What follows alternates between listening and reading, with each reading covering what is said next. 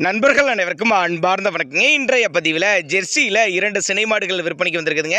2 மாடுகளுமே நல்ல தரமான மாடுகளாக விற்பனைக்கு வந்திருக்குது. கம்மி பட்ஜெட்டில் தாங்க 2 விற்பனைக்கு வந்திருக்குது. நல்ல கறவைத்திறன் வாய்ந்த மாடுகளாக விற்பனைக்கு வந்திருக்குது.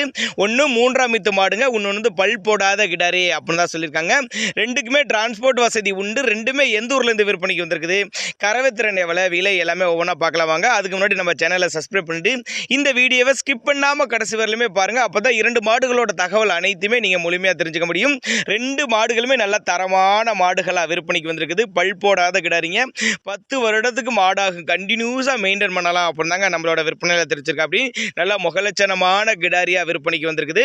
வாங்க ஒவ்வொரு மாடுகளோட தகவல் அனைத்துமே முழுமையாக பார்க்கலாம். முதலாவது பார்க்கக்கூடிய இந்த மாடு வந்து தலைத்து கிடாரி, பல் போடாத கிடாரின்னு சொல்லியிருக்காங்க. நல்ல ஒரு உடல் அமைப்பு, அருமையான மடி செட்டு, அடைச்ச மடி கொண்ட மாடு, பல் போடாத கிடாரிங்க. இன்னும் 9 மாதம் சினையாக இருக்குதுங்க. இன்னும் கண்ணு போடுறதுக்கு 10 நாட்கள் பக்கம் பிடிக்கும்.